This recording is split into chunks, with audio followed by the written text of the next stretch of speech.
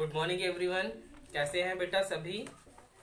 आज हम लोग चैप्टर 9 पढ़ेंगे। दो विश्व युद्धों के बीच जर्मनी में नाजीवाद और दूसरा विश्व युद्ध।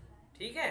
फर्स्ट वर्ल्ड वार सबको पता है कि 1914 से लेकर 1918 और उसके बाद जो है सेकेंड वर्ल्ड वार 1939 टू 1945। इस दौरान जो है जर्मनी में नाजीवाद, एडॉल्फ हिटलर का नाम आपने सुना होगा। ठीक है, तो वो एडॉल्फ हिटलर को ही जो है नाजी शासक के नाम से जाना जाता है, जो जर्मनी के थे। साथ ही साथ इसमें हम एक और पढ़ेंगे, महान सैनिक शासन।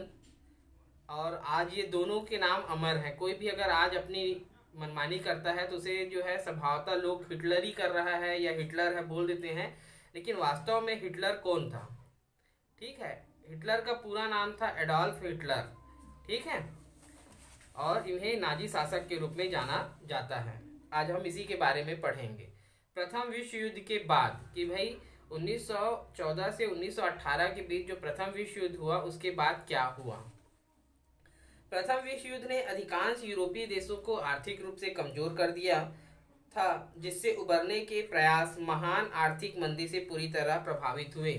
आपको मैंने बताया था कि 1929 में जो है आर्थिक मंदी प्रारंभ हुई थी, क्योंकि प्रथम विश्व युद्ध के दौरान अधिकांश देशों में कृषि कार्य संपन्न नहीं हुआ, क्योंकि युद्ध का माहौल था और सभी जो देश थे, यूरोपीय कंट्री थी, वो अमेरिका से जो है कर्ज ले रहे थे।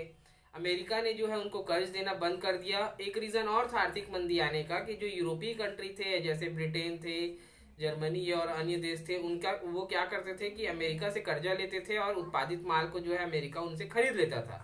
लेकिन अमेरिका ने जो है क्या किया कि अपने देश में जब उनकी स्थिति खराब हुई तो उन्होंने बाकी देशों से माल खरीदना बंद कर दिया, जिससे उनका जो उत्पादित सामान था वो वहाँ पे रहा, जैसे अनाजें थी, खाद्यान्न सामग्री थी। अब उसकी वजह से जो है पूरे विश्व में जो है धीरे धीरे आर्थिक मंदी प्रारंभ हो गई थी। साथ ही मैंने ये भी बताया था कि 1929 का जो आर्थिक मंदी था उसका प्रभाव सिर्फ रूस के ऊपर नहीं पड़ा था, और इसके ऊपर एक बहुत इंपॉर्टेंट क्वेश्चन भी है, ये भी मैंने आपको बताया हुआ है। तो आर्थिक मंदी से बुरी तरह प्रभावित हुए रूसी क्रांति और बढ़ते समाजवादी व साम्यवादी मजदूर आंदोलनों के कारण हर देश के समाज में आंतरिक तनाव बढ़ गए। हर देश के सामने यह विडंबना थी कि वह किस तरह का रास्ता चुने, उस देश पर किस विचारधारा और सामाजिक तबके का वर्चस्व रहे। ठीक है, एक तो जो है आर्थिक मंदी से बुरी तरह प्रभावित, दूसरा रूसी क्रांति और बढ़ते समाजवादी व साम्यवादी। रूसी क्रांति जो है 1789 में हुई थी, सबको पता है। ठीक है, सॉरी, रूसी क्रांति जो है 1917 में हुई थी, सबको पता है। और रूसी क्रांति के कारण ही जो है रूस जो है जर्मनी से संधि करके जो है प्रथम विश्व युद्ध समाप्त होने से पहले ही जो है अलग हो गया था। इसका उदाहरण या इसका जो है जानकारी हमें जो है 28 जून 1919 को हुई वर्साय की संधि में मिलता है, जब जर्मनी पर जो है 66 लाख करोड़ पाउंड का जो है जुर्माना लगाया गया था। तब उसके ऊपर कहा गया था कि भाई वो दे नहीं पाएगा। तब कहा गया था कि इसने भी जो है रूस के साथ संधि करते समय जो है बहुत कठोर नियम लगाए थे।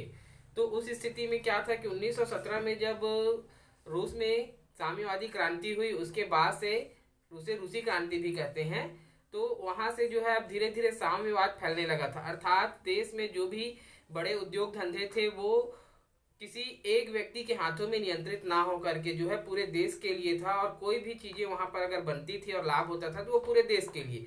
तो धीरे धीरे जो है ये साम्यवादी क्रांति का प्रसार हो रहा था और प्रत्येक देश में जो है किसानों द्वारा जो है आंदोलन किया जा रहा था, जिसका तनाव जो है उस देश में स्पष्ट रूप से दिखाई दे रहा था। और ये सोच रहे थे कि अब हम किस विचारधारा के साथ जुड़े, समझ में इनको नहीं आ रहा था।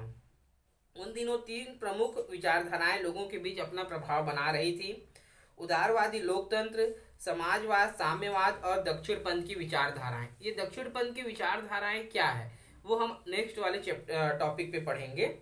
उदारवादी लोकतंत्र तानाशाही के खिलाफ था और संवैधानिक सरकार के पक्ष में था, जिसमें चुनाव के माध्यम से सरकार का गठन होता था। ठीक है, 3 तरह की विचारधाराएं थी: उदारवादी लोकतंत्र, दूसरा साम्यवादी, तीसरा दक्षिणपंथी। तो जो उदारवादी लोकतंत्र था वो किसी भी सैनिक शासन, राजतंत्री शासन के खिलाफ जो है लोकतांत्रिक सरकार या लोकतांत्रिक शासन पर अधिक बल देता था। आप सबको पता है कि लोकतांत्रिक सरकार किसे कहते हैं?